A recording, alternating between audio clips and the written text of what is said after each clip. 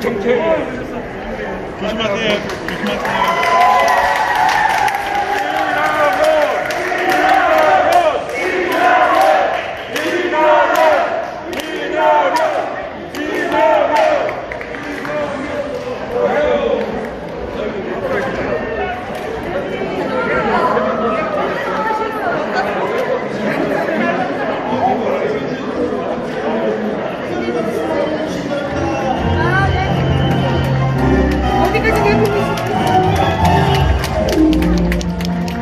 격한 박수가 필요합니다, 여러분.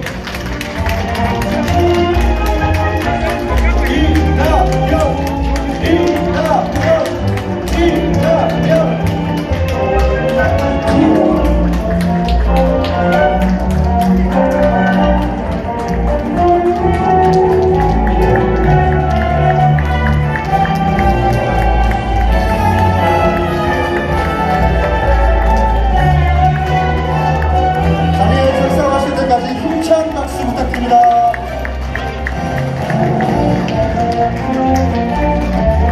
대회 선언을 시작으로 국민을의 내빈 속에 축사, 기념 촬영, 경과보고, 인사말, 날개선언문 낭독이 진행되겠습니다.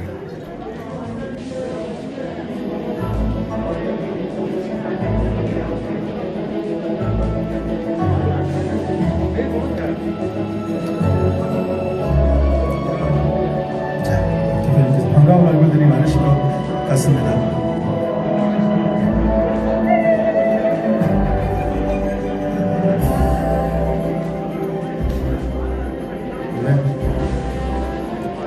자, 자리가 정돈되는 대로 많이 보여주실 거라고 생각하고 오늘의 주인공 지금부터 대표님 마이크 나오니까요. 들립니까? 지금부터는 자랑스러운 우리 문재인 대통령의 초대 국무총리 그리고 더불어민주당의 전 당대표셨던 이낙연 국회의원님의 강연 오늘의 하이라이트죠. 있겠습니다. 의원님 마스크는 벗으셔도 괜찮습니다. 문재인 대통령님의 뜻을 계승하고 변화, 발전시키고 더 나아가 대한민국의 신복지를 통해 국민이 행복한 내 삶을 지켜주는 나라를 만들어갈 우리 당의 소중한 자산, 우리의 위대한 리더, 우리와 함께 대한민국을 통일할 이낙연 의원님 마시고 힘찬 출발해보도록 하겠습니다. 큰 박수 부탁드립니다.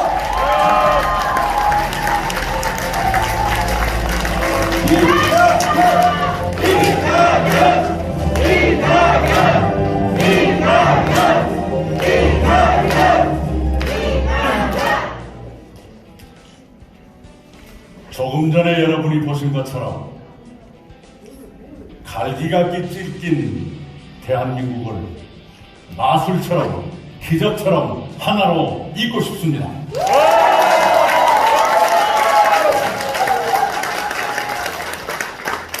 존경하는 경북도민 여러분, 사랑하는 당원 동지 여러분, 이낙연입니다.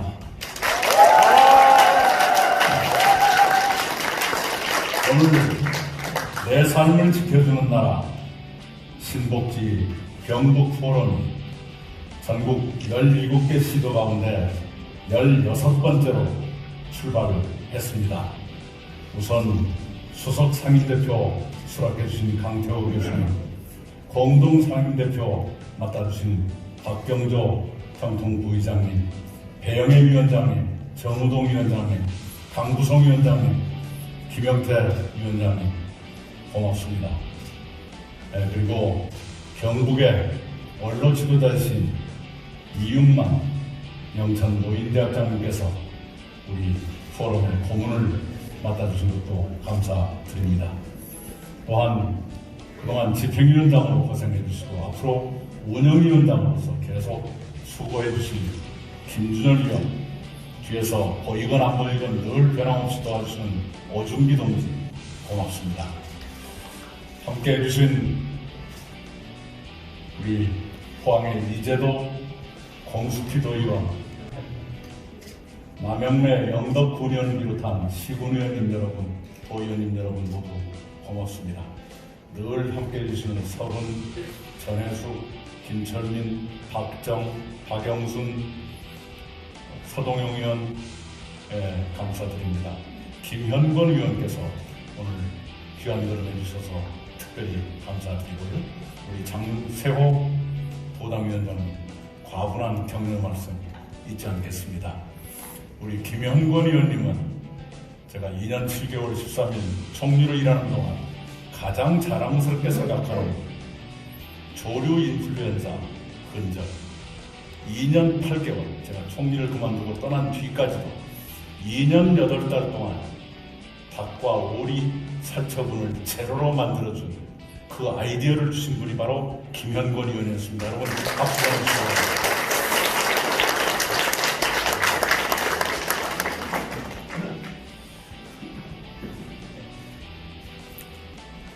제가 제 고향에서 국회의원 4선, 그리고 우리 장세용 시장님 큰일 날 뻔했습니다.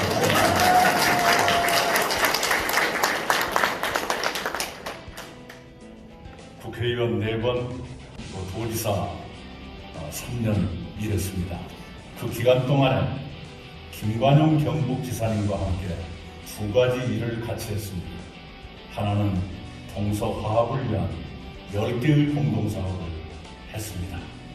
10개의 공동사업 가운데 의미 있는 게 많이 있었습니다만 2가지만 소개해드리면 이렇습니다. 박정희 대통령 생각 가운데 전남 도민의 숲을 만들고 목포 김대중 노벨상 기념관 부근에 경북 도민의 숲을 만드는 걸 했습니다. 그리고 경북과 전라남도의 농산물을 함께 판매하자 해서 영주 사과와 나주 배를 같은 상자에 집어넣어서 팔았는데 그 상품 이름이 홍동백서였습니다.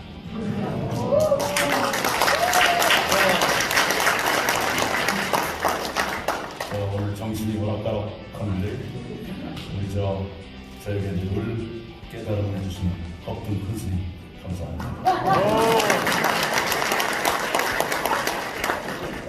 그리고 또 하나는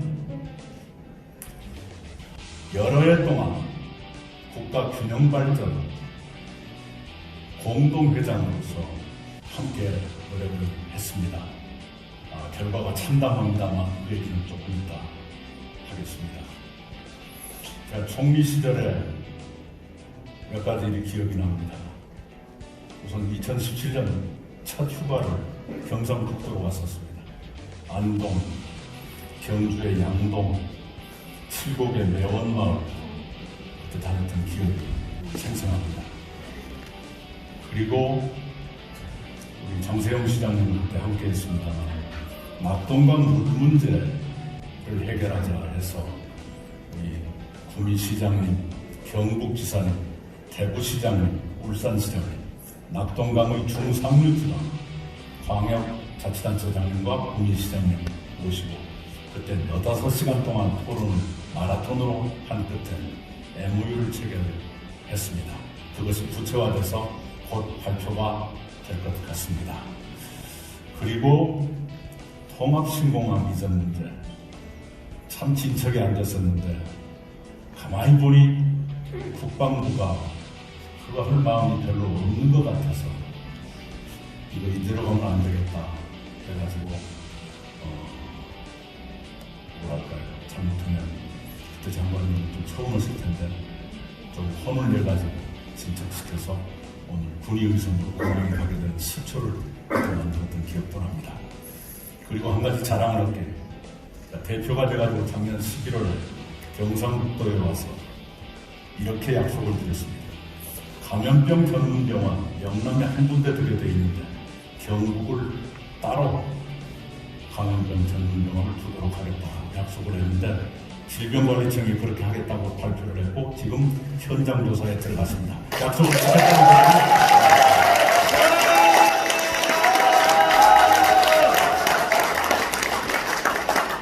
2년 전에 제가 이곳 구미에 왔고 오늘 다시 왔습니다.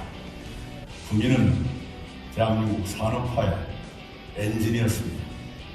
한때는 대한민국 수출의 10.4%를 구미가 혼자 담당했습니다. 그것이 지금은 4%대로 줄었습니다.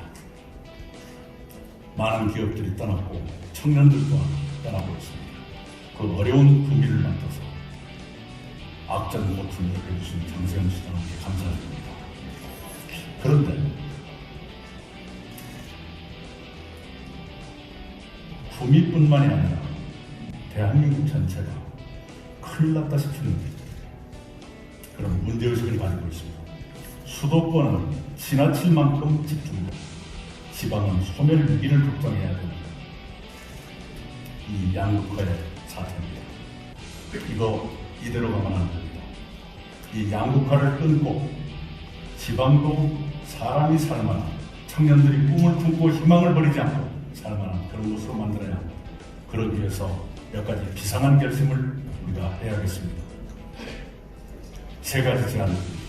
하나는 제가 이미 개헌을 제안드렸습니다만 새로운 헌법의 균형 발전을 위한 확실한 근거 규정과 몇 가지 가장 유력한 방안을 담았으면 좋겠다. 이것을 여러분께 제안합니다.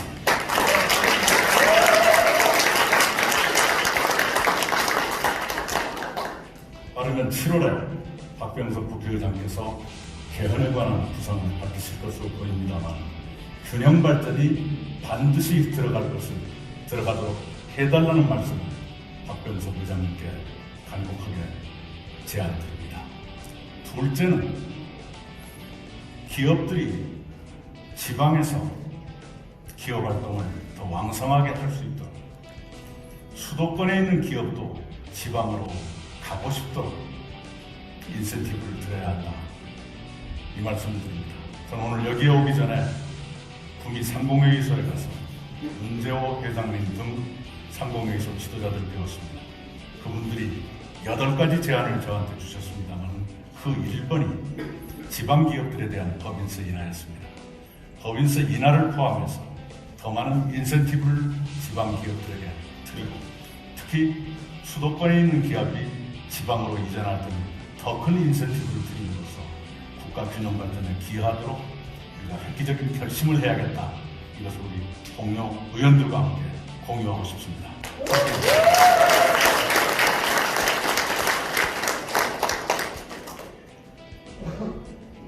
이제까지 우리는 시도별 발전 전략으로 살아왔습니다.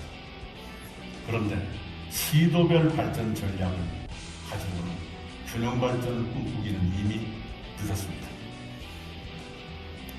정부가 공모사업을 모집할 때 대구시 따로 경북 따로 광주시 따로 전라남도 따로 때로는 경쟁하고 이렇게 해가지고는 수도권의 비리화를 막고 지방을 다시 힘을 갖게 할 그런 힘이 없습니다. 이제는 그래서 그런 시도별 발전 전략을 뛰어넘어서 초광역적 권역별 발전 전략으로 가야 한다. 이렇게 생각하고 있고 그런 의미에서 대구 경북이 초광역적 발전 전략으로 획기적으로 나아가기를 저는 바랍니다. 그 기초 중에 하나로서 통합신공항 빨리 완성되도록 최대한 돕겠다는 말씀을 드립니다. 통합신공항과 함께 우리 구미의 KTX 정거장을 어디에 둘 것인가 하는 문제도 공항을 시야에 넣고 좋은 그림을 그려주실 것을 장세용 시장님께 부탁드립니다.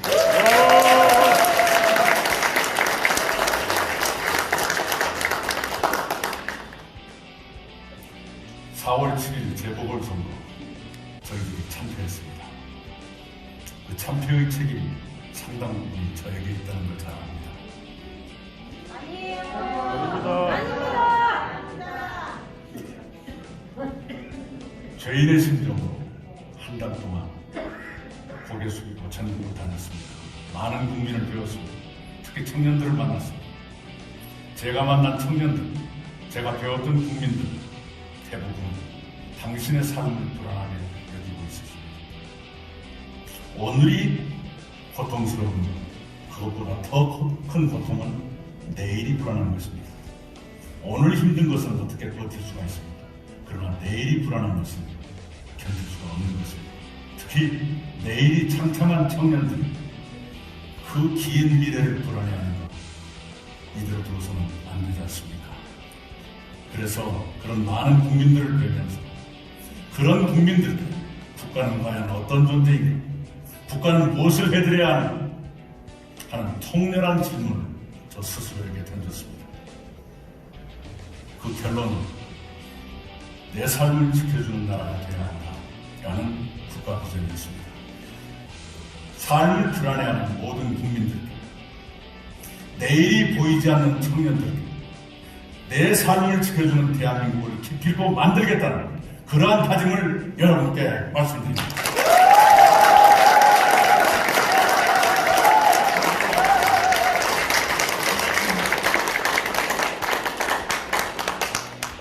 무슨 수로 내 삶을 지켜드릴 것인가? 방법이 두 가지입니다. 하나는 신복지고 또 하나는 중산청년들입니다. 신복지가 무엇이냐? 조금 전에 강태호 교수님이 아주 알기 쉽게 설명해 주셨습니다. 이제까지 우리가 복지 시책을 발전시켜 왔습니다. 그럼에도 불구하고 상당수 국민은 아직도 인간다운 삶을 보장받지 못하고 계십니다.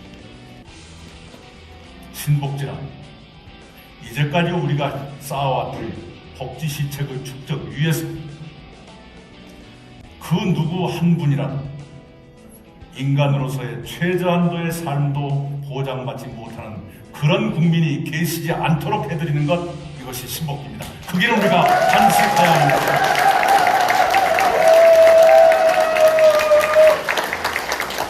신복지를 국회에서 맨 먼저 말한 사람은 접니다. 그러나 신복지가 이낙연의 발명품은 아닙니다. 이미 2015년에 국제기관이 연구해서 세계에 제안을 했고, 그것을 유엔도 받아들였고, OECD도 받아들였고, EU도 받아들였고, 일본도 수용했고, 동남아권도 수용했는데 대한민국만 아직까지 그걸 받아들이지 못하고 있습니다. 이제라도 우리가 받아들여야 할 것이고, 받아들일 역량이 충분히 있다고 저는 믿기 때문에 이제라도 우리는 신복지로 가야 한다, 이렇게 말씀드립니다.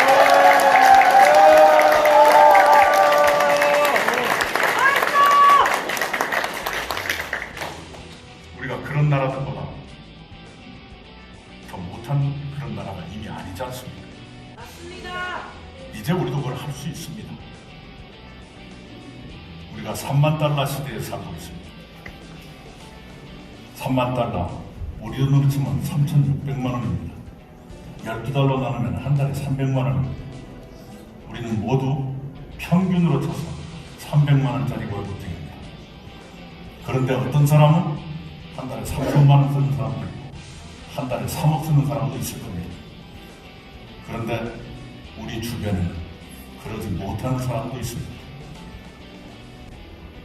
제 지역구 서울 종로에 쪽방촌에 한 달에 60만 원으로 사는 분들도 계십니다. 60만 원으로 인간으로서의 최저한도의 생활이 가능할 것인가? 그렇지 못할 것입니다. 그분들께 300만 원까지는 아니더라도 최소한도의 인간다운 삶이라도 도와드리자. 또 할 수 있다고 저는 생각합니다. 그것을 하자는 것이 신복입니다.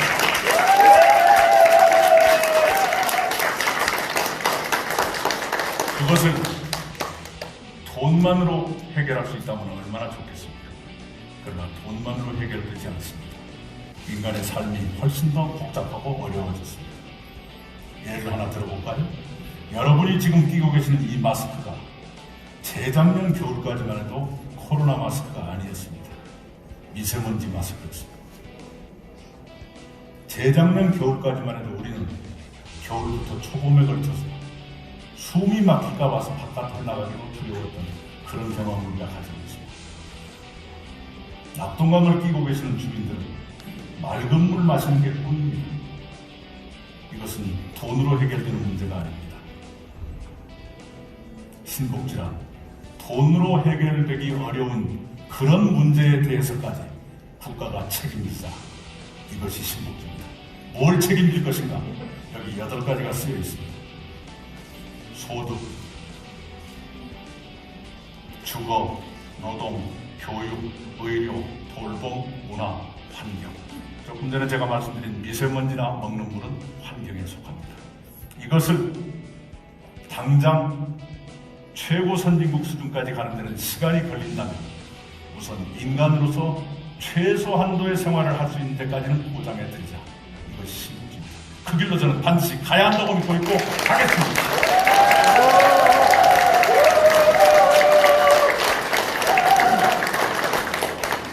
그걸 하려면 돈이 필요합니다. 돈은 어디서 나올 것인가? 기업이 활발해져야 합니다. 조금 전에 구미상공회에서 봤더니 벽에 이런 현수막이 붙어 있었습니다. 산업여군과 기업인이 애국자다. 그 앞을 제가 지내면서 정치인 니들 애국자라고 빠졌지만 저는 그렇게 읽었어요. 하필이면 제가 갈 때 그게 붙었어요.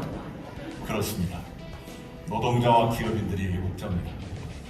기업인들이 마음껏 애국할 수 있도록 기업 할만나게 해드리는 것, 이것이 정치의 역할이어야 한다고 저는 믿습니다. 기업인들이 투자하고 싶은 그런 대한민국, 국무총리가 또는 대통령이 한 달이 멀다 하고 기공식과 준공식, 그것도 기업체의 기공식과 준공식 쫓아다니기 바쁜 그런 대한민국, 그런 대한민국으로 가고 싶습니다.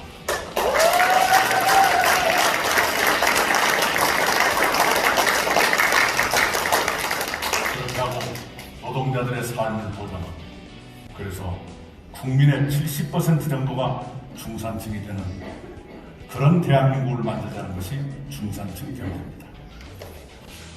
사람 몸은 허리가 굵어지면 건강이 나빠집니다. 그런데 사회는 허리가 가늘어지면 나빠집니다. 지금 우리 대한민국은 한때는 70%가 넘는 사람들이 중산층이었어요. 지금은 57%가 중산층입니다. 허리가 가늘어졌습니다. 여기서 더 가늘어지면 큰일 납니다. 허리가 가늘어지면 무슨 일이 생기느냐? 불평등이 커집니다. 그리고 코로나 같은 위기가 왔습니다. 사회가 버티는 힘이 약해집니다. 허리가 굵어져야 불평등이 적어지고 버틸 힘이 생깁니다. 우리 사회의 허리를 더 튼튼하게 하는 것, 그게 중산층 경제입니다. 우리나라는 지금 비극적인 현상이 있습니다. 소득 계층으로 볼 때 위로 올라가기는 힘들고 밑으로 떨어지기는 쉬운 그런 나라가 되고 있습니다. 서민이 중산층이 되고 중산층이 고소득층이 되는 계층마다 전부 유리천장이 있습니다. 여성들이 하소연하시는 그 유리천장이 여성께만 있는 것이 아니라 소득 계층에도 유리천장이 있어서 점처럼 위로 올라가게 됩니다. 그 대신에 밑에 바닥은 구멍이 숭숭 뚫려가지고 잘못하면 빠지는 이런 것이 현재 상태입니다. 많은 국민들이 내 삶을 불안하게 느끼는 이유는 바로 밑에 바닥에 구멍이 숭숭 뚫려있기 때문에 그런 거예요. 이것을 바꿔야 합니다. 위로 올라가기는 쉽게 하고 밑에서는 더 떨어지지 않게 받쳐드리는 것, 위로 올라가기 쉽게 해드리는 것이 중산층 경제, 밑으로 떨어지지 않게 받쳐드리는 것, 이것이 신복지입니다. 그 두 가지를 동시에 합니다.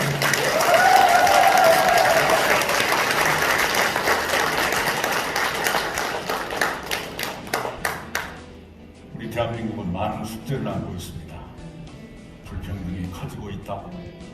특히 우리 아이들을 보면 참 짠해요. 왜 그러냐 그러면 저희 세대는 힘들었지만 그래도 나만 힘든 것이 아니라 다 비슷비슷하게 가난했어요. 말하자면 지금보다 불평등이 덜했습니다. 흔히 하는 말로 세상이 조금 더 지금보다 평평했어요. 그래서 힘들더라도 나도 힘들고 옆에도 힘드니까 비슷비슷하게 살아간 거예요. 그리고 학교 졸업하고 군대 갔다 오면 취직 정도는 그냥 쉽게 되고, 취직을 해서 월급 받아가지고 저축 잘하면 10년 안에 13평 정도 아파트는 살 수 있다는 계산이 있었어요. 그래서 힘들어도 그럭저럭 살았습니다. 근데 우리 아이들은 성장기부터 이미 불평등을 경험하고 있습니다. 세상이 평평하지가 않아요.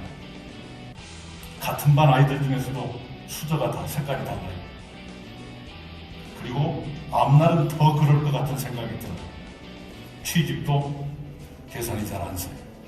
하물며 월급 받아서 저축해갖고 몇 년 만에 집 살 때 계산을 아무리 해도 계산이 안 나옵니다. 이것입니다. 이런 숙제가 있습니다. 그 숙제를 어떻게 할 것인가? 조금 전에 말씀을 드렸고, 청년 문제는 청년들께 따로 말씀을 드렸습니다.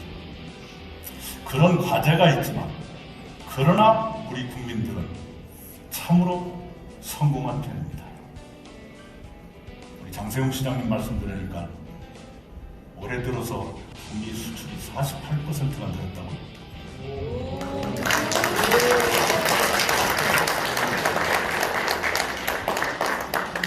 대한민국 전체 수출이 45%가 늘었습니다.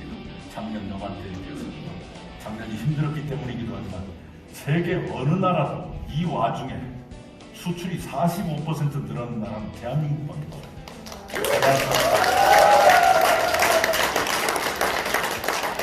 우리 경제 규모가 세계에서 10번째로 커졌습니다. 아시죠? 몇 가지 자랑스러운 숫자 말씀드릴게요. 블룸버그 혁신 기준, 얼마나 혁신적인 나라가 세계 1위입니다.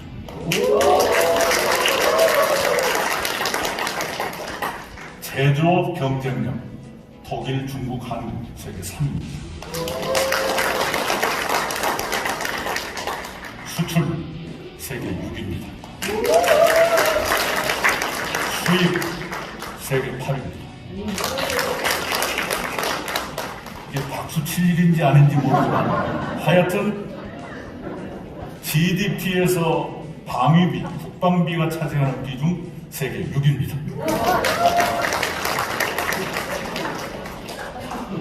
대단한 나라죠. 그리고 1인당 국민소득에서 대한민국이 G7 회원국도 아니면서 G7 회원국 한 나라를 제치고 우리가 거기보다 더 많아졌습니다.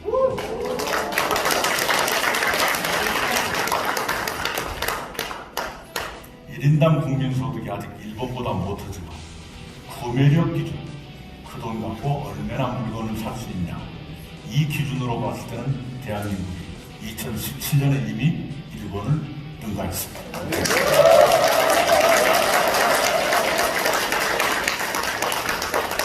30, 50 클럽이 있어요. 그게 무슨 얘기냐 하면 1인당 국민소득 3만 달러가 넘고 50은 인구가 5천만 명이 넘는 그런 나라를 30, 50 클럽이라고 해요. 세계에 7나라밖에 없습니다. 룩셈부르크나 덴마크나 이런 나라들은 1인당 국민소득은 훨씬 많지만 인구가 적으니까 거기에 못 끼어요. 인구도 많으면서 1인당 국민소득이 그만큼 되는 나라가 세계에 7나라밖에 없는데 거기에 당당하게 대한민국이 7번째로 끼어들 겁니다.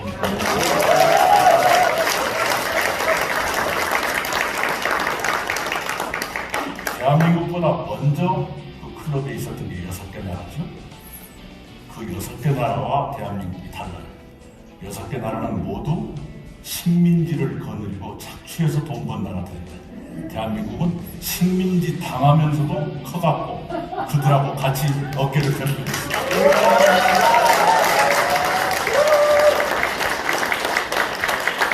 더구나 그 6개 나라는 제2차 세계대전 때 3대3으로 나뉘어서 서로 치고받고 전쟁했던 나라들이에요.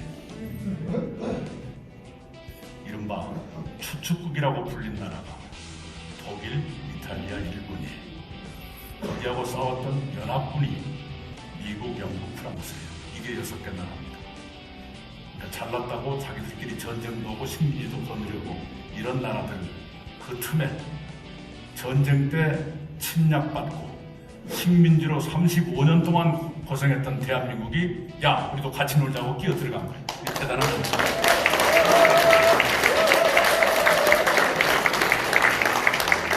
거기다가 코로나19 작년 1월 20날 들어왔습니다. 벌써 1년 5달째 됐는데 세계에서 가장 잘 막고 있다. 게다가 그 치료제를 세계에서 세 번째로 개발한 나라가 대한민국이에요. 그리고 백신을 우리가 개발한 것은 아니지만 생산량이 세계에서 세 번째로 많은 나라가 또한 대한민국입니다. 대한민국 중에서도 제일 생산을 많이 하는 동네가 안동이에요.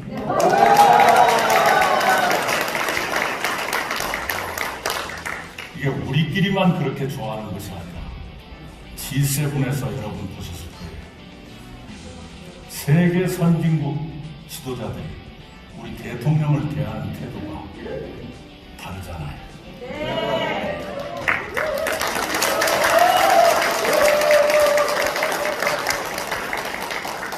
G7 사진 중에서 세계 선진국 정상들이 문재인 대통령한테 손가락질하는 사진을 보셨죠?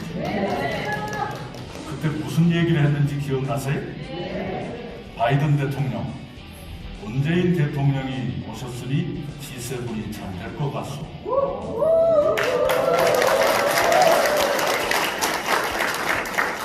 존슨 영국 총리, 방역 챔피언이에요.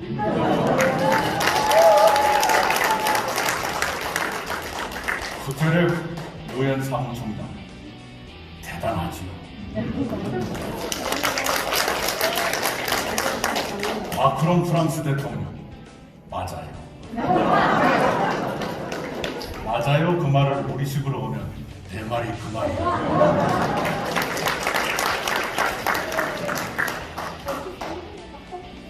대한민국 국격이 그만큼 인정받게 된 것입니다. 그것은 기본적으로 우리 국민들의 위대한 솜씨 때문입니다. 국민들께서 방역에 잘 협조해 주셔서 이렇게 빨리 코로나를 완전히 잡지는 못했지만 안정시켰고, 그리고 예방도 빠른 속도로 진행이 돼서 속도에서는 거의 세계 최고고, 하루에 예방접종이 되는 게 85만 명이 넘어섰는데 하루 접종자 수에서 중국보다 우리가 더 많아요.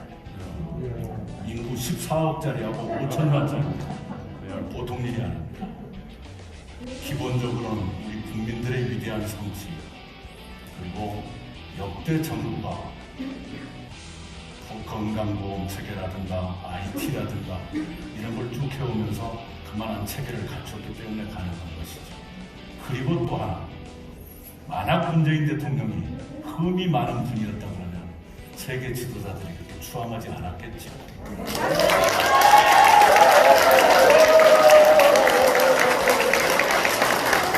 문재인 대통령께서 세계 지도자들 틈에 가도 전혀 꿀릴 것 없을 만큼 품격과 신뢰를 갖춘 분이기 때문에 그런 대접을 받다, 저는 그렇게 믿고 있고,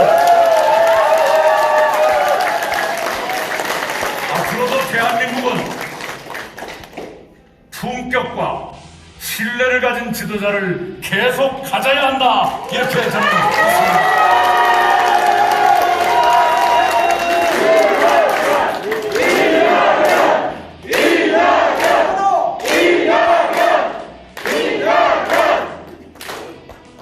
문재인 정부는 촛불혁명의 과정에서 탄생했습니다. 촛불혁명의 결과로 탄생했다 이렇게 말씀드리지 않고 과정에서 탄생했다고 말씀드리는 이유가 있습니다. 촛불혁명은 아직 끝나지 않았기 때문에 그렇게 말씀드립니다. 그 문재인 정부의 절반 이상 2년 7개월 13일을 제가 총리로서 함께 일했습니다.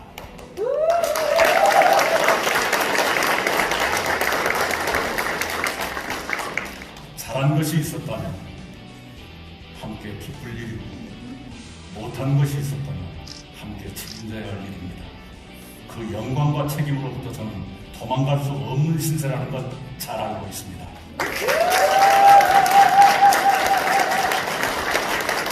촛불혁명이 아직 끝나지 않았다면 그것을 완수할 수 있도록 계속 끌고 가야 할 책임 또한 저에게 있다는 것을 잘 알고 있습니다.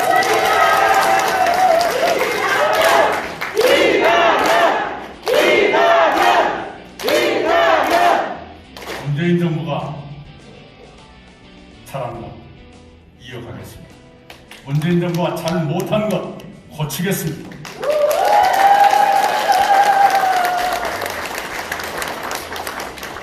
방향은 잘 잡았으나 시행착오가 있었다면 수정하겠습니다. 그것이 무엇인지를 아마도 제가 제일 잘 알 것입니다. 그 책임과 저에게 제일 많이 있다는 것을 압니다. 그렇게 하겠습니다. 저는 2대째 민주당 당원입니다. 4.19가 났을 때 제가 초등학교 3학년생이었습니다. 학교에 갔다 왔는데 어디서 울음소리가 났습니다. 울음소리 나는 쪽을 쭉 갔더니 저희 집 뒤안에 상추밭이 있었는데 그때가 6월이나 7월이나 여름이었던가 상추 잎사귀를 막 따먹으면 상추 줄기가 이렇게 쓰고 여기는 뜬물이 질질 나오는 그런 계절이었습니다. 저희 아버지가 키는 지금 저하고 똑같은데 체격이 엄청나게 크신 분이었습니다. 거의 황소처럼 크신 분인데 황소 같은 분이 상추밭에 엎드려서 울고 있었습니다. 초등학교 3학년생이지만 알려야 한다는 생각을 했습니다. 아버지 어쩌고 계신다 울지 마시오. 그래도 계속 울었습니다.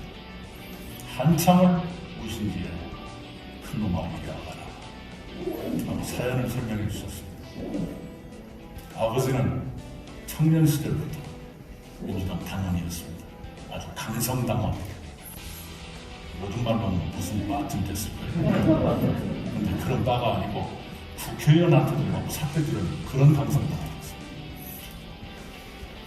그런데 그 민주당이 4.19 집회에 여당이 됐지 않습니까? 그 당시에는 여당 국회의원이면 위원장도 마음대로 하고 조합장도 마음대로 하던 그런 시절이었습니다. 그런데 아버지가 모셨던 그 국회의원이 아버지한테 이러더랍니다. 이동지 이력서 한 장 써. 왜요? 자네가 법성면 조합장이었어. 제 고향이 법성면이에요. 그래서 아버지가 뭔지도 모르고 문방구에 가서 이력서 한 장 사가지고 쓰려고 보니까 첫 줄부터 쓸 게 없어요. 왜냐하면 학교를 입학한 적이 없었기 때문에 그렇습니다.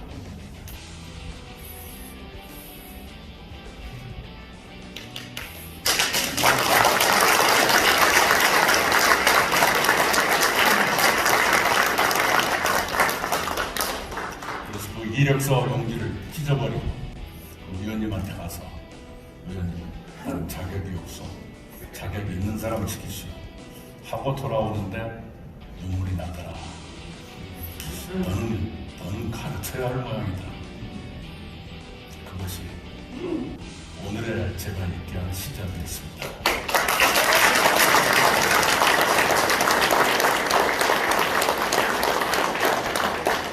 아버지는 저에게 절대로 정치하지 말라고 했습니다. 그런데 어찌 하다가 이렇게 됐습니다.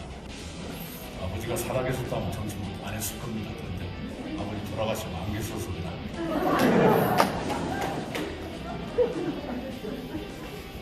학교를 못 다녀서 시골 조합장 기회가 와도 스스로 반납했던 그 아버지의 아들이 총리도 하고 대표도 했습니다.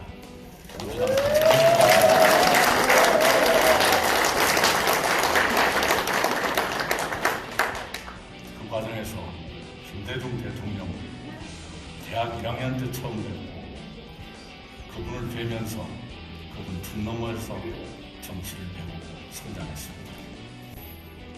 그리고 그분의 공천으로 국회의원을 시작했고 그분이 대통령 하실 때 대변인을 시작했습니다. 그리고 대변인 하다가 노무현 후보를 만나고 후보 시절에 저를 당신의 대변인으로 써주셨고 당선되신 뒤에는 당선자 대변인으로 또 써주셨습니다. 당신 취임식 때 읽으셨던 취임사를 저한테 맡기셔서 제가 대통령 취임사를 써드리는 다시 없는 영광을 누렸습니다.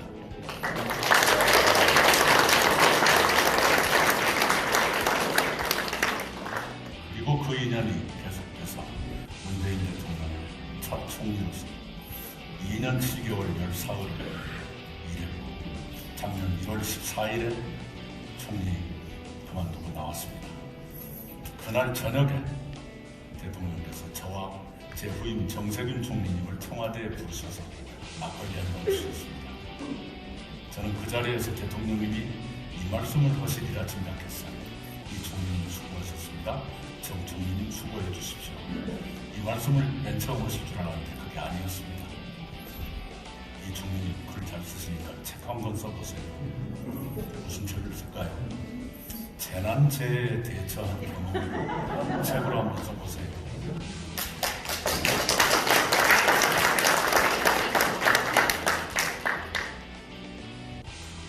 참 재난재해가 많았지. 김영건 동지가 도와주신 조류인플루엔자, 아프리카 돼지열병, 강원도 산불, 동해안의 태풍, 포항의 지진, 메르스 많았습니다. 근데 제가 대처하는 것이 당신께 좋은 인상으로 남았던가 보죠. 그러니까 책을 써야 했겠지.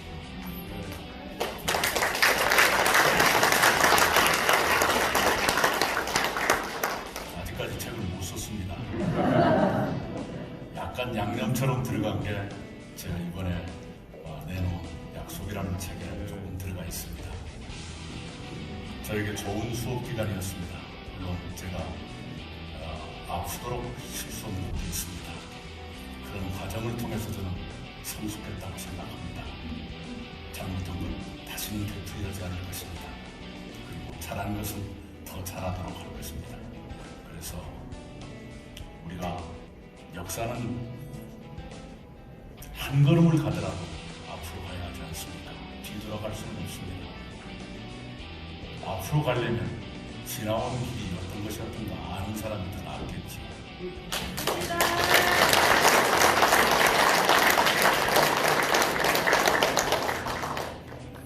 제가 김관영 형님과 함께했던 그 시절이 벌써 20년 가까이 흘렀습니다. 그때 했던 그 마음 그대로 동서화합을 위해서 더 노력하고 국가 균형 발전을 위해서 비장한 각오로 애쓰겠습니다. 여러분 함께해 주시기 바랍니다.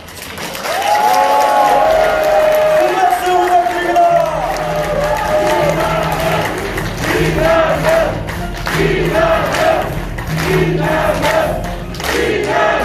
더 크게!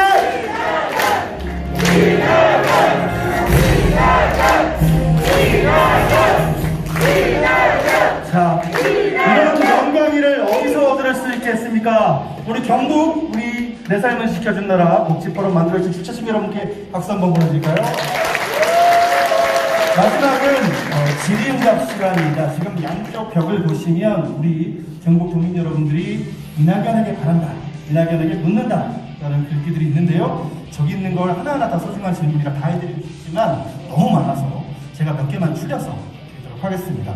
제가 봤는데요. 가장 많은 질문은 아이들 키우시는 어머니들이 많으신 것 같아요. 저 뒤에 풍선 보이십니까? 저 뒤에 풍선 들고 있는 우리 친구가 9살 쌍둥이 친구인데요. 할아버지 보겠다고 멀리서 봤습니다. 아이들이 안심할 수 있는 나라 만들어주세요 라는 글이 가장 많았는데요. 우리 아이들을 안심하게 키우기 위해서 대한민국이 나아가야 될 방향, 해야 될 일 뭐가 있을까요? 예, 여러분 아시는 것처럼 금년 3월부터 고등학교 의무교육이 시작됐습니다. 역사는 발전해야 한다고 저는 믿습니다. 고등학교 의무교육까지 됐으면 그 다음 우리 교육이 가야 할 곳은 어디일까? 당연하죠. 그런데 반대로 저는 초등학교 밑으로 한번 가보면 어떨까 생각을 했어요. 예를 들면 더 구체적으로 말씀드리면 초등학교 학급당 학생 수를 더 줄여서 아이들이 좀 더 충실한 돌봄을 받게 하면 어떤가. 지금은 초등학교 아이들이 점심 먹고 1시쯤에 집에 가잖아요. 그 점심이 무상급식인데요. 제가 도지사 때 점심시간에 어느 초등학교에 한번 갔었어요. 그래가지고 아이들하고 또 학부모들도 오시고 선생님들도 오시고 점심을 같이 먹었거든요. 학부모들은 엄마들이 훨씬 더 많이 오시잖아요. 아이들에게 물어봤어요. 엄마 눈치 보지 말고 말해야 돼. 엄마 밥이 맛있어? 학교 밥이 맛있어? 전원이 학교 밥이 맛있다. 엄마들이 미안해하지. 미안해하는데 안심이 되는 거예요. 만약 애들이 반대로 말했다면 얼마나 속상했겠어요. 학교 음식 좋습니다. 그런데 문제는 이제 제가 말씀드리고자 하는 것은 지금은 1시에 집에 보내는데 어떤 준비를 갖추든 간에 앞으로 조금 몇 년 안에 예컨대 오후 4시까지 아이들을 학교 또는 바깥에 어디선가 돌보자. 조금 더 준비해서 부모 중에 한 분이 퇴근하는 시간까지 학교나 어디선가 아이를 돌보자. 그러니까 하나는 학급당 학생수를 줄이자, 또 하나는 이제 궁극적인 목표는 종일 학교제라 그래요. 그리고 이제 초등학교 들어가기 전 의무교육을 5살부터 시키면 어떨까? 초등학교 들어가기 1년 전부터 아이들을 어디선가 유치원이든 또는 어린이집이든 요보통합으로 무슨 준비가 필요하겠죠? 그때부터 가르치자. 왜 그러냐 그러면 지금 학력 격차가 있는 채로 초등학교에 들어가요. 어떤 아이는 영어도 하는데 어떤 아이는 한글도 몰라요. 그 격차가 좀처럼 안 좁혀져요. 그 아이들에게 너무너무 가혹한 거예요. 그래서 한 1년 전부터 아이들 공부를 가르쳐서 기초학력을 비슷하게 만들어서 초등학교 들어보내자. 또 이제 0세부터 어린이집 가잖아요. 그래서 초등학교 입학할 때까지 어린이집 또는 유치원을 가게 되는데 그 평균 쳐서 돌봄 선생님 한 분당 아이들 18명을 맡아요. 나이에 따라 다릅니다만 평균으로 치는 거예요. 말이 안 되지. 특히 0세부터 3세까지 3사람 맡게 돼 있을 거예요. 엄마들은 한 사람도 아이 하나도 그냥 감당하기 힘들다고 하는데 돌봄 선생님이 무슨 수로 3명을 합니다. 그것을 유럽 수준으로 평균 5명 이내로 줄여보자. 0세부터 2세까지는 한 아이 하나를 맡도록 하자.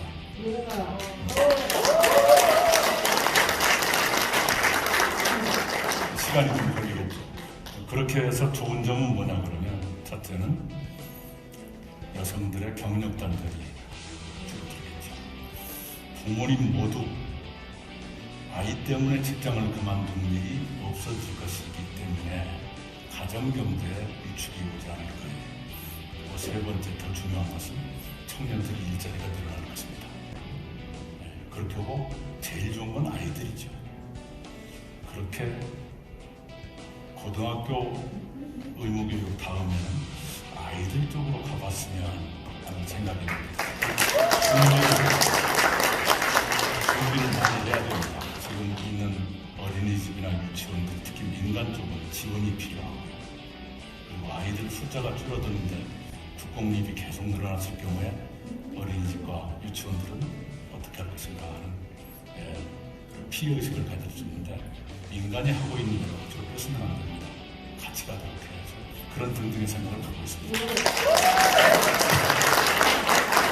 그리고 이런 질문은 아닌데요. 지금 이 자리에 계신 수많은 분들 계시지만 인터넷으로 보고 계신 또 수많은 분들이 이렇게 질문도 해드렸고 말씀해 주셨는데요. 이건 질문은 아니고 아까 대통령께서 책을 쓰라고 하셨다고 했는데 아직 못 쓰셨다고 했잖아요. 채팅창에 앞으로 6년 동안은 더 못 쓰실 거다. 왜냐하면 임기 동안은 책을 쓸 수 없으니까 청와대에 계신 분들 못 쓰실 것 같다고 말씀하셨고요.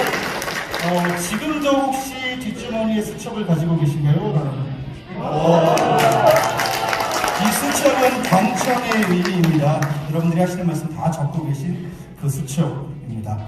대표님 어제 제가 여기 먼저 내려와서 정부분들하고 많이 만났는데 정부분들이 저에게 이런 말씀 많이 하시더라고요.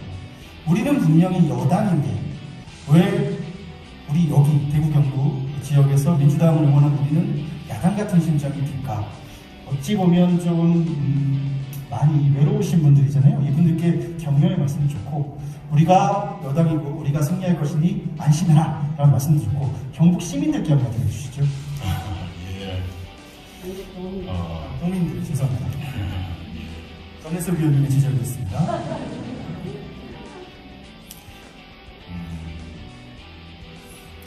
당원이 된다는 건 아주 특별한 애정과 헌신의 마음이 있지 않고는 안 됩니다. 무슨 월급이 나오는 것도 아니고 또 과거처럼 행세할 수 있는 것도 아니고 잘못하면 욕먹고요. 그렇죠. 우리 특히 이제 대구 경북은 민주당 병원이 더 어려운 곳이지요. 그런데도 불구하고 당을 지켜주시는 분들, 그런 분들이 계셔서 민주당이 이만큼이나 지탱하고 있는 것이죠. 늘 고맙게 생각합니다. 고맙게 생각하고, 그러나 한편으로 고맙고 미안하지만 그래도 꾸준히 세상은 발전하고 있다는 믿음을 가지셨으면 좋겠어요.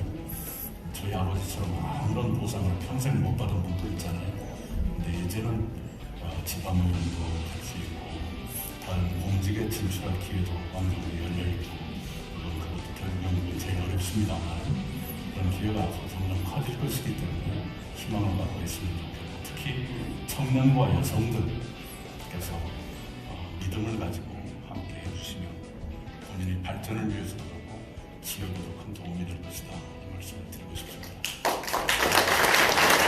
경북 공사하고 힘내십시오. 자, 마지막 질문이 있었습니다.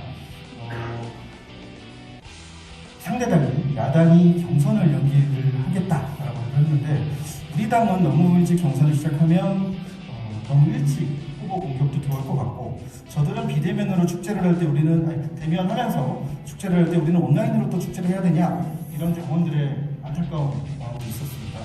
이 문제에 대해서 어떻게 생각하시는지, 그리고 가장 많은 질문인데요. 이제 경선이지 않습니까? 더불어민주당이 최고의 후보를 뽑는 건데, 민주당 다운 후보를 뽑아야 승리할 수 있다라고 당원들께서 말씀하십니다.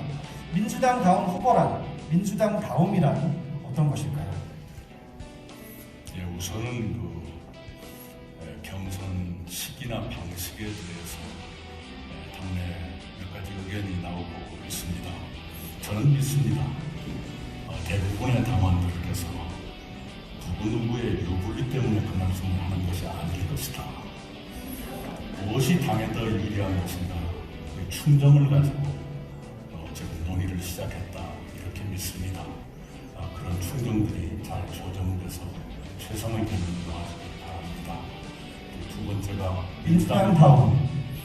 우선 기본적으로는 시대에 따라서 조금씩 변화는 있지만 민주당의 생각 분명히 있죠. 대한민국에는 두 가지 정치 파라다임이 연면이 몇십 년 동안 계속되고 있지 않습니까? 효율이냐 민주냐. 민주당은 그래도 민주가 더 중요하겠다. 가진 자냐 못 가진 자냐. 못 가진 자를 돕는 것이 정치의 의무다. 그것이 민주당의 생각이죠. 남북 간이 대결을 하더라도 얼렁거리고 이것이 더 나으냐, 아니면 평화를 어렵더라도 찾아야 하느냐, 그리고 평화를 찾아야 한다. 이것이 민주당의 생각이죠.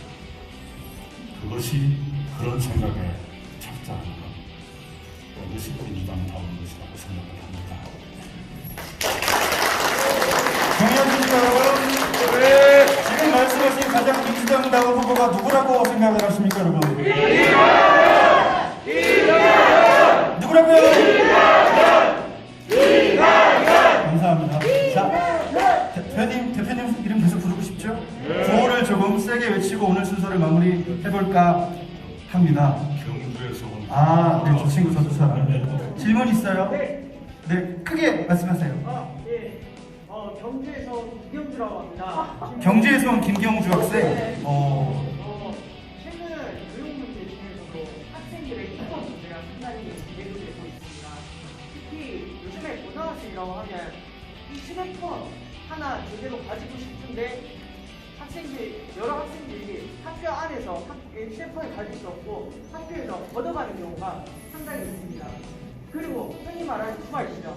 요새 서울이나 수원 지방 가면은 대부분 이러한 기준을 살펴보지만 다들 잘 아시겠지만 경북, 경남 이런 영남 지방들은 아직도 그러한 기준이 남아 있습니다.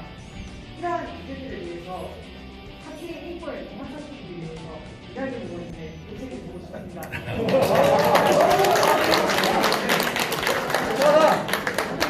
저 어렸을 때 본 것 같습니다. 제가 신복지 시도 포럼 오늘을 16번째인데요. 그때마다 질문을 받는데 지금 김정규 학생 질문이 가장 어렵네요. 이렇게 봅시다. 학생들 복장과 두발이 자유화된 것이 1980년대 초반이었습니다. 전두환 정권 때 뜻밖에도 그때 그 일이 벌어졌어요. 그 전까지는 아실 거예요. 까까머리에 감정 교복을 입고 다녔죠. 남학생들에게요. 그렇게 됐는데 이제 그 다음에 조금씩 자유화가 되고 있는데 지금이 이제 학생이 말씀하신 그런 문제에 부닥친 것 같아요. 자유의 본질을 훼손하지 않는 범위 내에서 약간의 통일성을 둔 그런 것이 지금 시대에는 어떨까 싶네요.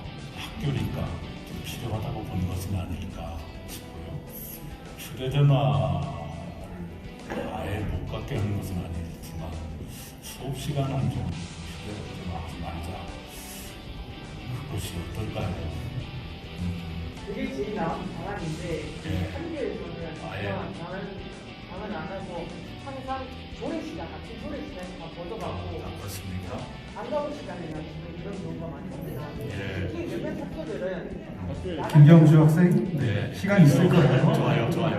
아마도 그 중간 어느 지점에 좋은 타협안이 나올 것도 같아요. 네, 그게 나오길 바랍니다. 자, 마이크 급작스럽게 질문이라 마이크가 들었는데 김경주 학생의 지금 학생 인권에 관한 질문이었습니다. 자, 우리 함께 구호를 힘차게 외치고 이제 우리 대표님 마지막 이벤트가 하나 있는데요. 간단합니다. 대표님이 하실 일은 저기 전해슬 교수님 앉아 계신 길로 쭉 걸어가시면 되는데요. 주최 측에서는 저 길을 낙원의 길이라고 했는데 아니요, 낙연의 나라로 가는 길로 하도록 하겠습니다. 여러분들은 제 선창에 맞춰서 제가 우리가 하면 이낙연이다 외쳐주시면 되고요. 우리 대표님께서는 힘차게 낙연의 나라로 가는 길로 걸어주시면 됩니다. 자, 내 삶을 지켜주는 나라 경북포럼 여기까지입니다. 우리 함께 이낙연 대표님의 발걸음에 힘찬 박수로 응원을 하도록 하겠습니다. 우리가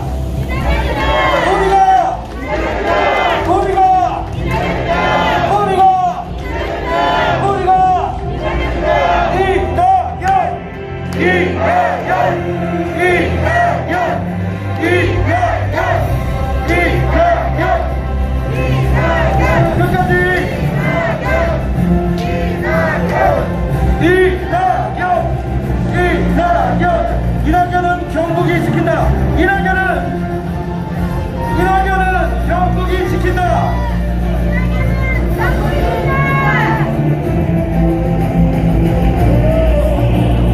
대표님 가시는 걸음걸음마다 힘찬 박수와 응원으로 이제는 우리가 이낙연의 나라에 살 수 있도록 오늘 그 시작이 경북이 그 기적의 시작이 되길 바라면서 대표님 가시는 길로 박수 부탁드립니다.